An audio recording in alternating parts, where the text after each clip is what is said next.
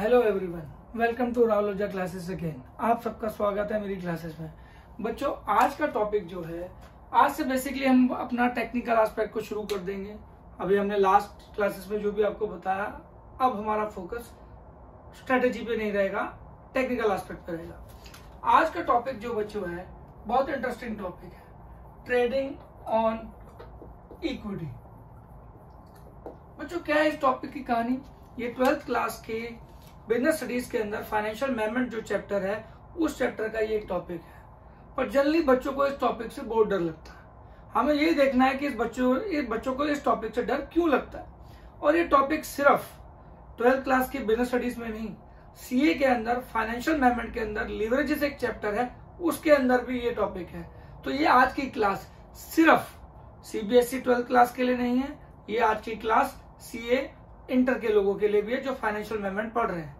और बाकी सब लोग भी इस क्लास को देख के, सेशन को देख के सीख सकते हैं। जो अपने लाइफ में इस कंसेप्ट को प्रैक्टिकल एप्लीकेशन यूज करना चाहते हैं, वो उसको समझ के एटलीस्ट यूज कर सकते हैं। इस क्लास का बेसिक मकसद क्या है? इस ट्रेडिंग ऑन इक्विटी के कंसेप्ट को डिटेल में एक प्रैक्टिकल अप्रोच के तरीके से, इसको डेली लाइफ में कैसे यूज कर सकते हैं, इस तरीके से इसको समझाना।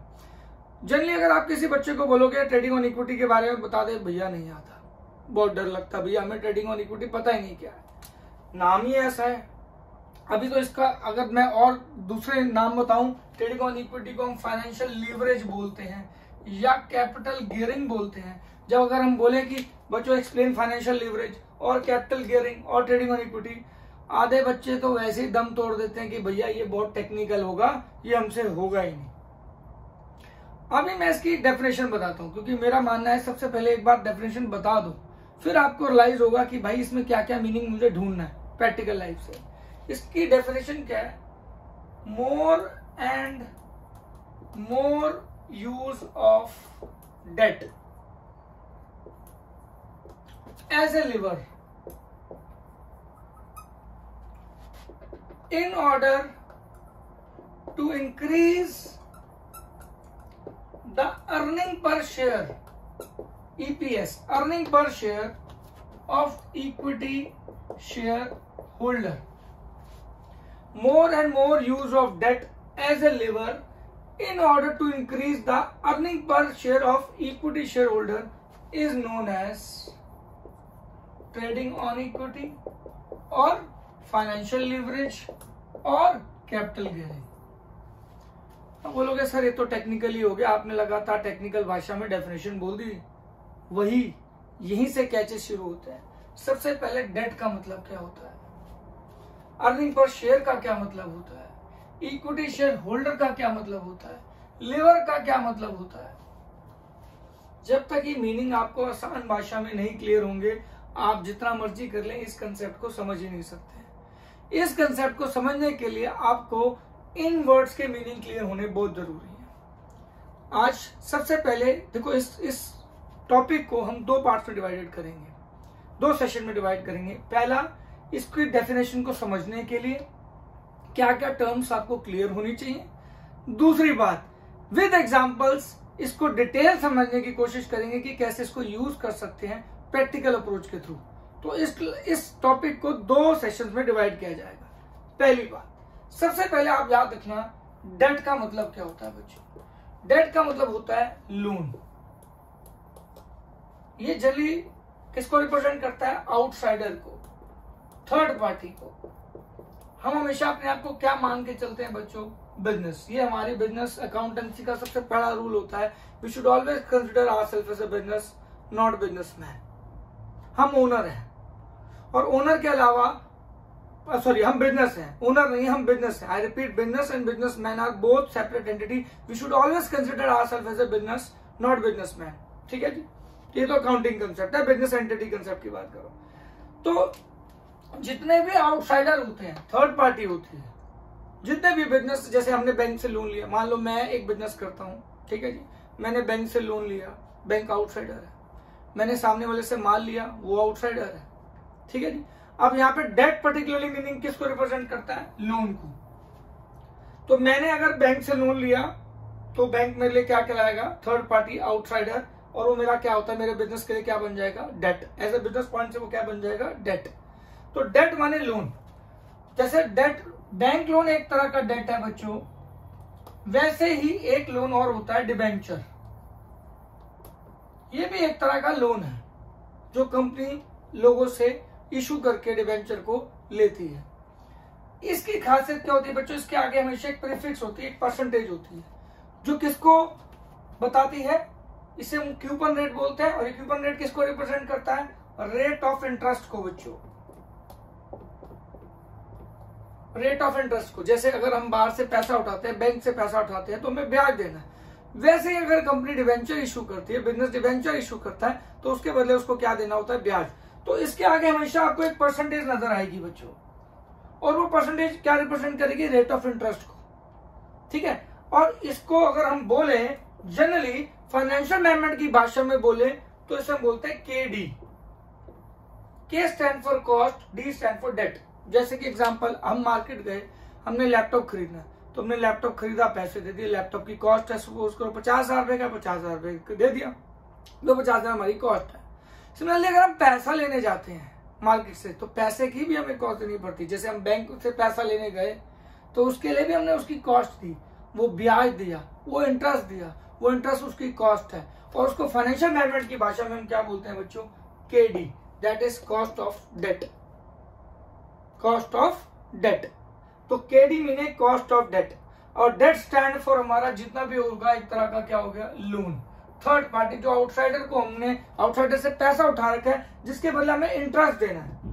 क्या देना है बच्चों, इंटरेस्ट। और इंटरेस्ट अकाउंटिंग भाषा से क्या होता है बच्चों, charge against profit. I repeat, charge against profit, यानी कि हमें देना ही देना है, चाहे बिजनेस को प्रॉफिट हो रहा हो, चाहे बिजनेस को लॉस हो रहा हो, हर सर्कमस्टांसेस में जो भी चीज हमें बिजनेस को पे करनी ही होती है, that is called as charge against profit. तो डेट माने लोन, लोन और लोन की एक और फॉर्म, जैसे बैंक लोन है वैसे डिबेंचर है। डिबेंचर के आगे एक परसेंटेज गिवन होगी, जो परसेंटेज रेट ऑफ इंटरेस्ट को रिप्रेजेंट करती है, और उसे हम टेक्निकल भाषा में यानी फाइनेंशियल मैनेजमेंट की भाषा में क्या वर्ड यूज करते हैं, केडी, यानी कि कॉस्ट ऑफ डेट। और ये इंटरेस्ट हमें देना ही देना होता है क्योंकि चार्ज अगेंस्ट प्रॉफिट होता है, ठीक है जी। अब इसको और डिटेल में समझने के लिए हमें क्या करना पड़ेगा,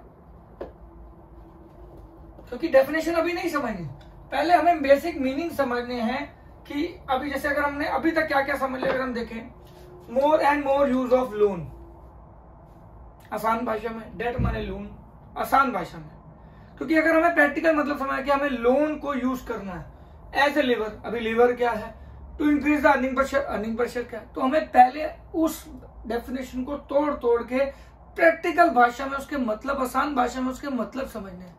फिर जब हम इसके साथ इसका एग्जाम्पल भी एड ऑन कर देंगे, उसको कैसे यूज करना है, उसकी कंडीशंस क्या है, आपका कंसेप्ट हो जाएगा, आप पेपर में यूं लिख के आओगे। तो सारा पॉइंट है इसको आराम से समझने का, rather than more and more use of debt as a lever in order to increase the earning per share of equity shareholder is known as trading on equity. इस बच्चे के भी नंबर आ जाएंगे, पर इसको टेक्निकल मतलब नहीं पता, तो पहले इसको मतलब समझो। तो यहाँ पे हमने समझ लिया डेट माने एक तरह का लोन होता है, बैंक लोन भी लोन है, डिबेंचर भी एक तरह का लोन है, इसके आगे एक परसेंटेज होती है जो कि रेट ऑफ इंटरेस्ट यानी केडी यानी कॉस्ट ऑफ डेट को रिप्रेजेंट करती है।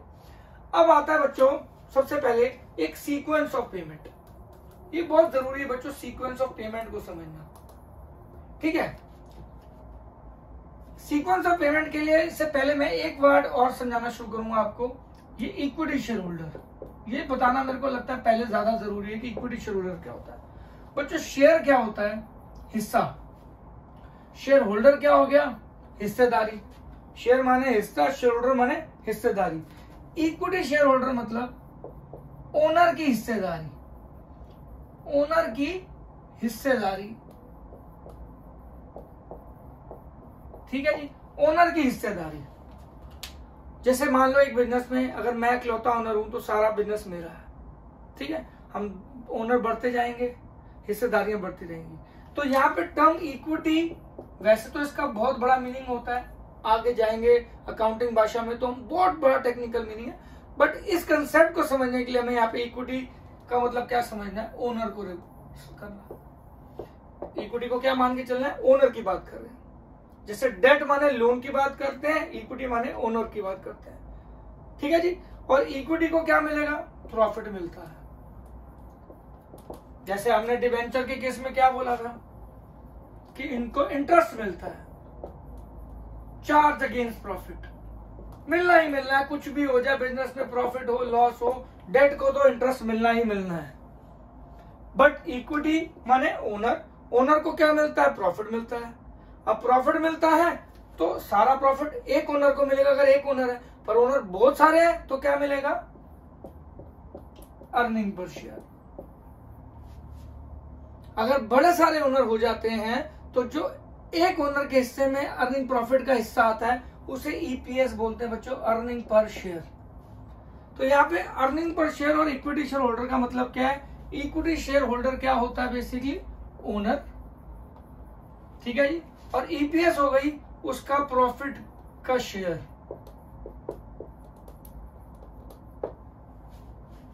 यानी ओनर के प्रॉफिट के शेयर को बढ़ाना लोन को यूज करके। अभी लिवर का मतलब क्या है? लिवर का बेसिक मतलब क्या है बच्चों? जैसे आपने ध्यान से सुना होगा, लिवर पेट वाला लिवर नहीं बच्चों। जैसे हम कोई एक बड़ा पत्थर है बच्चों, उस बड़े पत्थर को उठा के एक जगह से दूसरी जगह रखना है, तो हम क्या करेंगे बच्चों? जनरली एक लिवर को यूज करेंगे to pull the heavy items, और हमारा एफर्ट कम लगेगा और उस हैवी आइटम को लिवर की हेल्प से एक जगह से दूसरी जगह आसानी से रख सकते हैं। वैसे ही यहाँ पे एक भारी आइटम है EPS, earning per share of equity share holder. इसको बढ़ाना है, इसको उठाना है। अब इसको उठाने के लिए हमने क्या यूज किया? किसी लेवर का यूज किया, कोई एक टूल का यूज किया। वो टूल क्या है? लोन। तो कैसे हमने उस लोन को यूज करना है? प्रॉफिट यानी एक अर्निंग पर शेयर यानी इक्विटी शेयर होल्डर की उसकी हिस्सेदारी जो है प्रॉफिट में उसको बढ़ा दें, तो उसको हम क्या बोलते हैं? Trading on equity. अभी इतनी डेप्थ नहीं समझ आएगा, अभी तो बहुत कुछ सीखना पड़ेगा इसको समझने के लिए। बहुत सारे टेक्निकल एस्पेक्ट और प्रैक्टिकल अप्रोच समझनी पड़ेगी जो मैं अभी आपको समझाऊंगा। पर अभी हम इसको दो क्लास में, दो सेशन में डिवाइड करेंगे। पहला सेशन क्या होगा बच्चों हमारा? जिसमें हम पहले सारी टर्मिनोलॉजी सीखेंगे। दूसरा सेशन क्या होगा? जिसमें हम विद एग्जांपल सीखेंगे एंड कंडीशन को जस्टिफाई करना सीखेंगे। तो दोनों को क्लब कर दोगे तो ये टॉपिक आपके दिमाग के जीबी कार्ड में घुस जाएगा और हमेशा के लिए मेमोरी में सेव हो जाएगा, और फिर आपको कभी दिक्कत नहीं आएगी इसको समझने के लिए भी और यूज करने के लिए भी। खैर, तो यहां तक हमने कर लिया, ठीक है जी। अभी हम थोड़ा सा और डिटेल में चलते हैं इस डेफिनेशन को समझने। हम वापस इस डेफिनेशन पे आएंगे, पर पहले इस डेफिनेशन को समझने के लिए जो हमारे की इंग्रेडिएंट है उसको हम जरा समझें, ताकि इस डेफिनेशन का टेक्निकल मतलब हो उसको हम पूरा जान सके, ठीक है जी। तो हमने ये देख लिया भैया, एक होता है इक्विटी शेयर होल्डर, एक होता है डिवेंचर यानी कि डेट यानी कि डिवेंचर यहाँ पे, और ये लोन को रिप्रेजेंट करता है, ये ओनर को रिप्रेजेंट करता है। लोन बोले तो थर्ड पार्टी, ठीक है जी। और ये कौन सी होगी बच्चों? फर्स्ट पार्टी, ठीक है जी। ओनर सबसे फर्स्ट है बट मिलता सबसे लास्ट में है, क्योंकि इसको प्रॉफिट मिलता है तो प्रॉफिट सबसे लास्ट में मिलता है।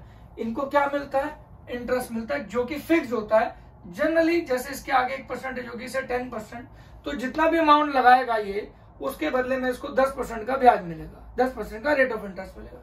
तो इनको क्या मिलता है? रेट ऑफ इंटरेस्ट, जिसे फाइनेंशियल मैनेजमेंट की भाषा में हम क्या बोलते हैं? केडी यानी कि कॉस्ट ऑफ डेट। और इस इंटरेस्ट को हमें पे करना ही करना है, चाहे प्रॉफिट हो चाहे लॉस हो, दोनों केस में पे करना ही करना है बच्चों। किसी भी हालत में इंटरेस्ट पे करना है। इनको सबसे लास्ट यानी इनकी पेमेंट सबसे पहले होगी, सबसे पहले, और इनको मिलेगा सबसे लास्ट में, क्योंकि ये क्या है? ओनर है। और इनको क्या मिलता है? प्रॉफिट मिलता है, जितनी इनकी हिस्सेदारी होती है। अब जितनी इनकी हिस्सेदारी होती है उस प्रॉफिट को हम क्या बोल लेते हैं? Earning per share. तो ये सबसे पहले दो टर्मिनोलॉजी आपको क्लियर होनी चाहिए, एक डेट क्या होता है और एक इक्विटी शेयर होल्डर क्या होता है, एक अर्निंग पर शेयर क्या होता है। अब इसके बाद इस कंसेप्ट को समझने के लिए हमें क्या करना पड़ेगा? इसके और डेप्थ में जाना पड़ेगा। उसके लिए हमें क्या सीखना पड़ेगा कि बिजनेस कैसे पेमेंट करता है, ठीक है जी। तो बिजनेस को पे करना जब भी, तो उसको ऑर्डर वाइज पेमेंट करना है, एक सीक्वेंस में पेमेंट करना है। सबसे पहले वो किसको पे करता है बच्चों? आउटसाइडर को, थर्ड पार्टी को। कहां से पे करता है? अपने प्रॉफिट से पे करता है, जिसे हम क्या बोलते हैं? डेट। सबसे पहले पेमेंट डेट की होती है। डेट को हम क्या देते हैं? Rate of interest. इसके बाद क्या होता है बच्चों? और ये देना ही देना, ये चार्ज अगेंस्ट प्रॉफिट है। इसके बाद हमें क्या पे करना है? इसके बाद गवर्नमेंट आ जाती है और वो क्या ले लेती है हमसे? टैक्सेस ले लेती है। और गवर्नमेंट के टैक्सेस लगने के बाद क्या बचता है बच्चों? प्रॉफिट। और वो किसको मिलता है बच्चों? ओनर को। तो अगर हमें देखा जाए कि अगर प्रॉफिट की डिस्ट्रीब्यूशन कैसे होती है, तो प्रॉफिट में सबसे पहले आउटसाइडर को पे होगा, फिर गवर्नमेंट को पे होगा, फिर ओनर को पे होगा। पहले हम इंटरेस्ट पे करेंगे, फिर टैक्सेस पे करेंगे, फिर प्रॉफिट पे करेंगे इक्विटी शेयर होल्डर्स को। ये इक्विटी होता है, इक्विटी शेयर होल्डर्स। ये सीक्वेंस समझ लेना। सबसे पहले लॉजिक है कि भाई आपने बिजनेस है, कमाया ईमानदारी से, पहले जिसका ब्याज देना वो दे दो। फिर गवर्नमेंट कहेगी भैया मेरे को टैक्स दे दो, ठीक है भैया आप टैक्स ले लो। अब जो बचेगा वो किसका हो गया? ओनर का, यानी इक्विटी शेयर होल्डर का। और उसकी अर्निंग को हम क्या बोलते हैं? Earning per share. उसकी हिस्सेदारी के हिसाब से जो प्रॉफिट निकलता है उसे हम क्या बोलते हैं? Earning per share. ठीक है, अब हम शुरू करते हैं इस कंसेप्ट का और प्रैक्टिकल वर्जन, क्योंकि अगर आपको समझना है तो इसके और प्रैक्टिकल अप्रोच पे जाना पड़ेगा। देखो जी, सबसे पहले इसमें टेक्निकल टर्म यूज होते हैं ईबिट, जिसे हम क्या बोलते हैं? PBITB, in earning before interest and tax, profit before interest and tax. कुछ हम प्रॉफिट एंड लॉस अकाउंट बनाते हैं, उससे हमारा नेट प्रॉफिट निकलता है। सारे खर्चे निकाल के माइनस करने के बाद जो प्रॉफिट बचता है वो हमारा क्या होता है? ईबिट।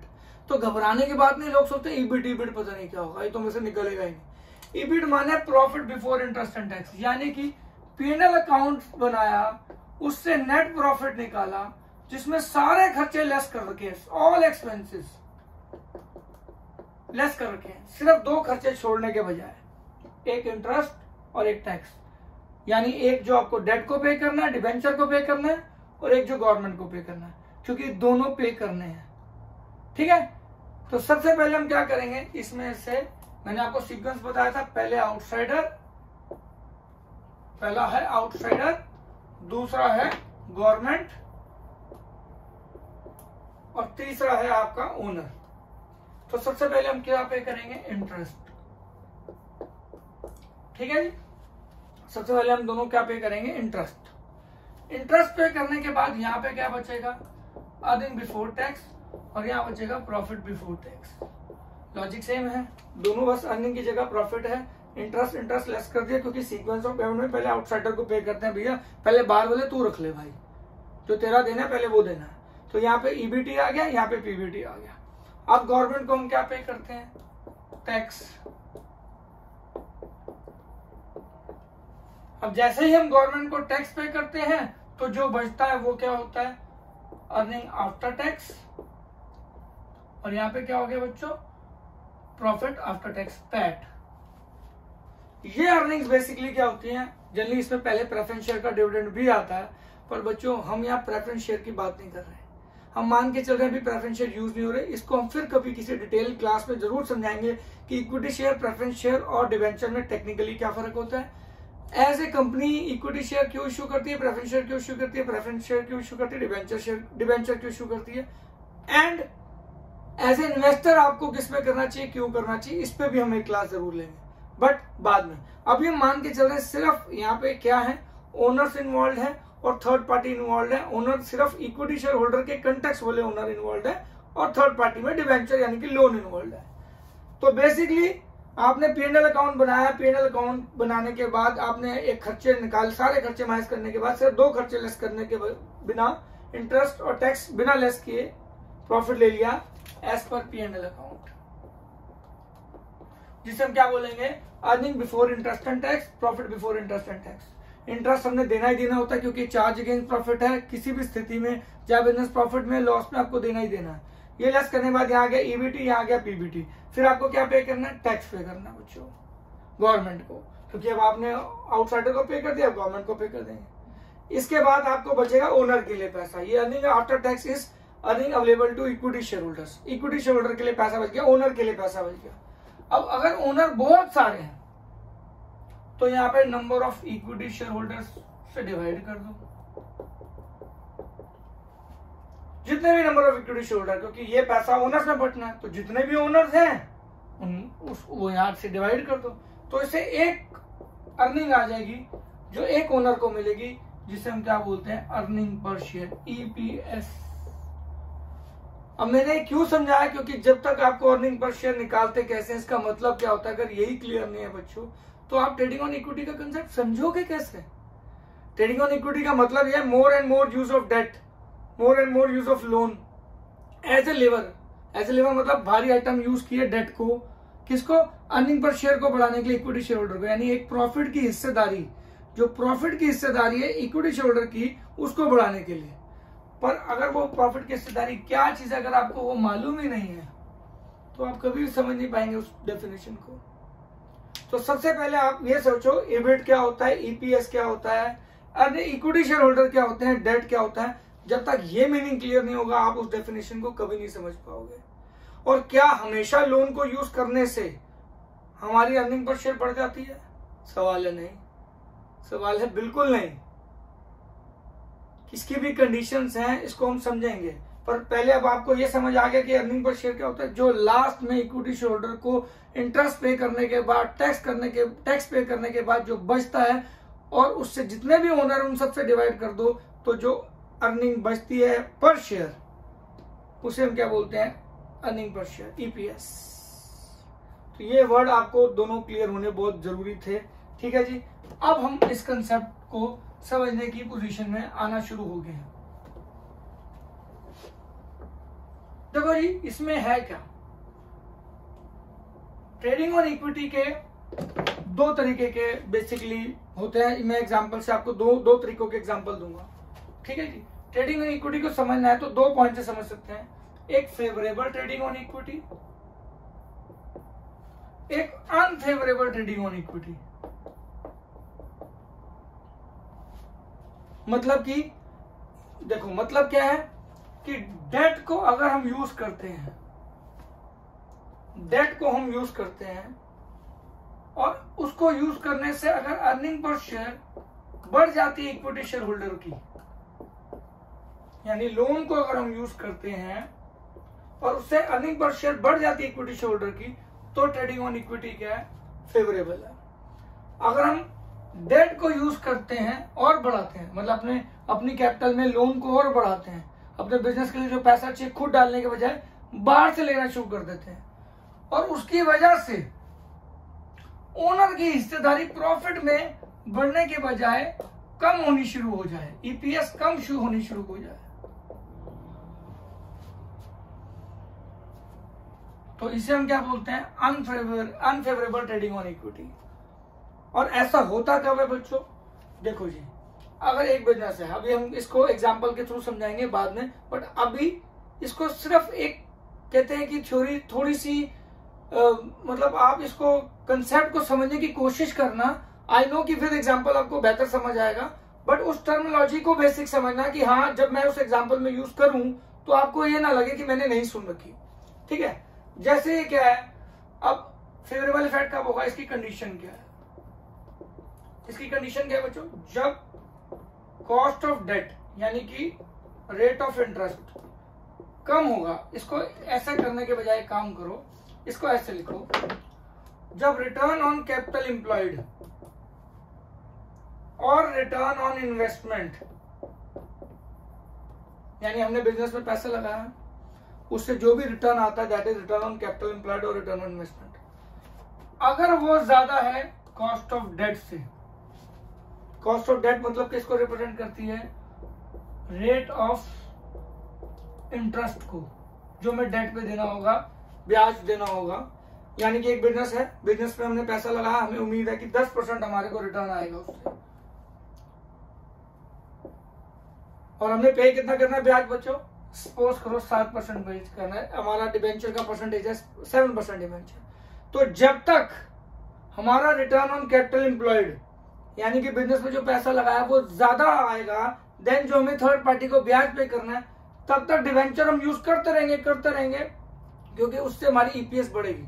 तो जो डिवेंचर को कितना मतलब लोन को कितना कैपिटल स्ट्रक्चर में लगाना है, ये सिर्फ इस ट्रेडिंग ऑन इक्विटी से हम डिसाइड नहीं करते। बहुत सारे फैक्टर्स है, आपके बिजनेस स्टडीज में एक चैप्टर है पूरा, उसमें एक टॉपिक है what are the factor which affect capital structure, ये सिर्फ उसका पार्ट है। तो अभी मैं सिर्फ ट्रेडिंग ऑन इक्विटी की वजह से बता रहा हूं कि हाँ भाई हम डिवेंचर को कितना यूज करेंगे, मैं सारे पॉइंट्स कंसिडर नहीं कर रहा हूं। तो पॉइंट टू बी नोटेड, ये जो भी मैं डिसीजन दूंगा ये सिर्फ ट्रेडिंग ऑन इक्विटी को कीपिंग इन माइंड है, other factors should remain constant. यहां पे क्या है, इसी दूसरी कंडीशन क्या बनेगी,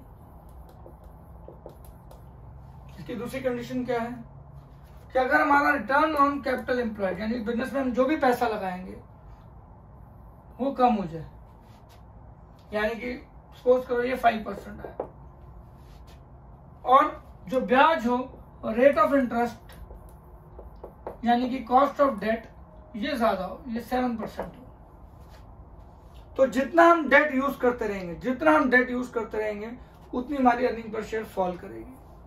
अगर अर्निंग यानी कि बेसिकली कि डेट एक लिवर की तरह यूज हो रहा है जिससे अर्निंग पर शेयर के ऊपर इफेक्ट है, जैसे वो कहते हैं ना न्यूटन का एक वो लॉ है कि बॉल ऊपर फेंकोगे, law of gravity, basically ball ऊपर फेंकोगे बॉल नीचे आ जाएगी, law of gravity, cause and effect relationship. वैसे ही क्या है कि जब आप डेट को यूज करते हो कैपिटल स्ट्रक्चर में तो अर्निंग पर शेयर पे इफेक्ट पड़ता है।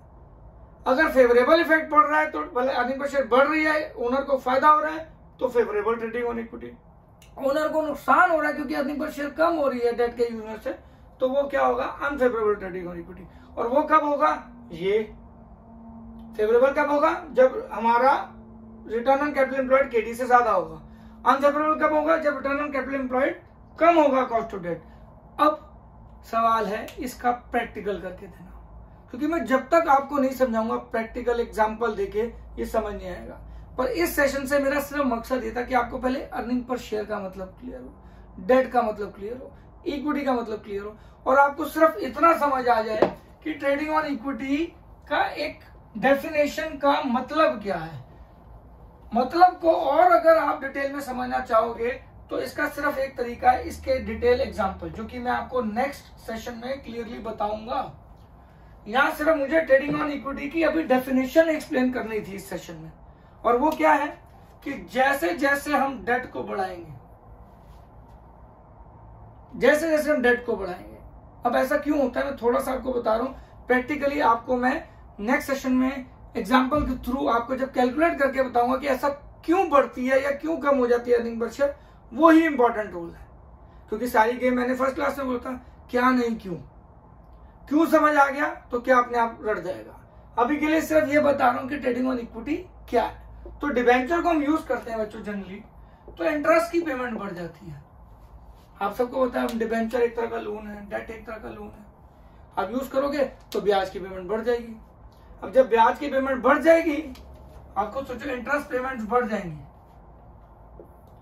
ठीक है, तो हमारा प्रॉफिट जो होगा वो कम हो जाएगा, क्योंकि आप सबसे पहले आउटसाइडर को देते हो, आउटसाइडर को पे करोगे तो इंटरेस्ट निकल जाएगा, इंटरेस्ट निकल जाएगा तो क्या होगा, प्रॉफिट कम हो जाएगा।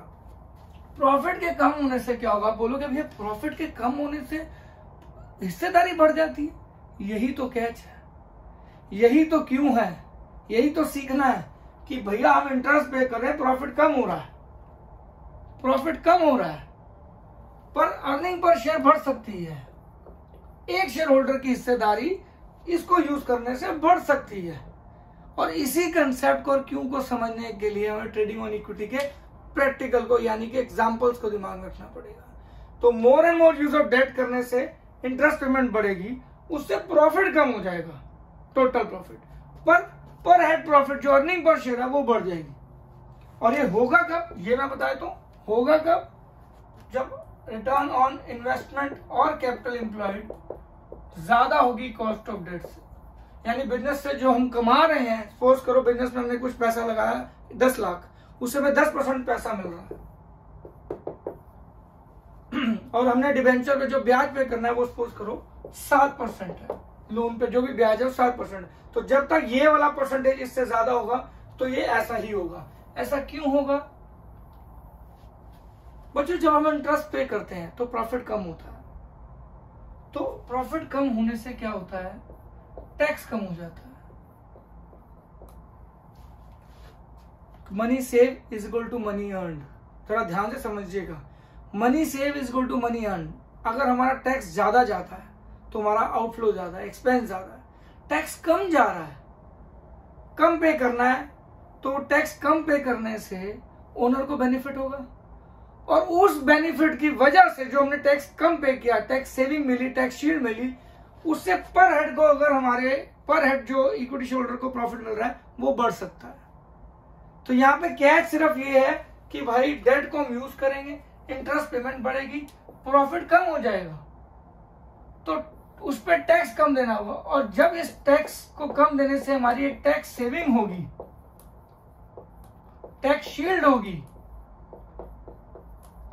उसकी वजह से हमारी अर्निंग पर शेयर जो है इक्विटी शेयर होल्डर की बढ़ जाएगी बच्चों, वो प्रोवाइडेड दैट ये कंडीशन हो, जो मुझे आपको प्रैक्टिकली विद एग्जांपल करके बतानी होगी।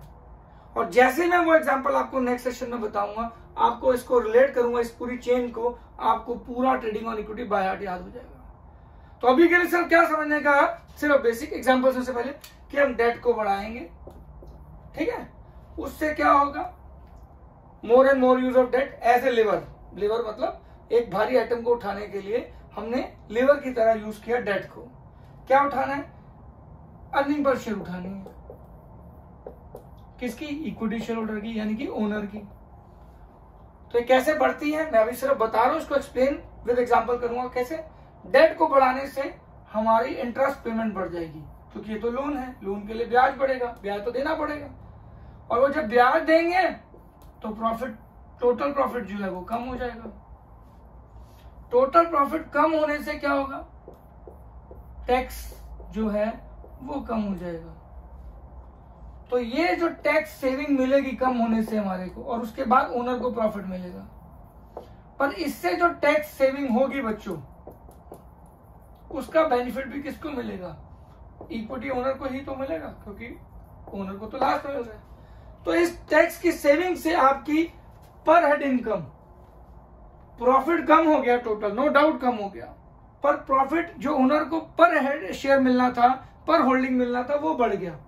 वो कैसे बढ़ेगा, वो एग्जांपल से मैं आपको नेक्स्ट सेशन में समझाऊंगा। आई होप आपको समझ आएगा, and this is called trading on equity. So more and more use of debt as a lever in order to increase the earning per share of equity share holder. More and more use of debt, debt को use किया as a lever, okay जी, in order to increase the earning per share of equity share holder. यानी कि जो equity share holder है, owner है, उनकी पर हेड अर्निंग को बढ़ाना, लोन को यूज करके। इस कंसेप्ट को हम क्या बोलते हैं, ट्रेडिंग ऑन इक्विटी। और इसमें फेवरेबल इफेक्ट भी हो सकता है, मतलब ईपीएस बढ़ भी सकती है, कम भी हो सकती है। ईपीएस बढ़ जाए तो favourable trading on equity, EPS कम हो जाए तो अनफेवरेबल ट्रेडिंग ऑन इक्विटी। इसकी रिस्पेक्टिव कंडीशन मैंने आपको बताई थी, बट अगली क्लास में विद एग्जांपल में और बेहतर तरीके से इसमें प्रैक्टिकल अप्रोच डालूंगा। और अगर आप दोनों सेशन देख लोगे तो मैं उसको जब जोड़ूंगा तो आपको बेस्ट तरीके से ये कंसेप्ट समझ आ जाएगा। इन केस फिर भी कोई डाउट होगा कमेंट सेक्शन में बताइएगा, मैं उसको कोशिश करूंगा कि अगले सेशन में कवर कर सकूं, ताकि आपको और अच्छा समझ आए। बट इसके लिए आपको नेक्स्ट सेशन देखना बहुत जरूरी है, ठीक है जी। So thank you so much for everything, and आप इसको देख के समझिए, बुक से थोड़ा रिलेट कीजिए, एक बार रीड जरूर कर लीजिएगा। अगले सेशन में मैं आपको एग्जांपल्स के साथ एक्सप्लेन करूंगा। तब तक के लिए नमस्कार, गुड बाय, जय हिंद।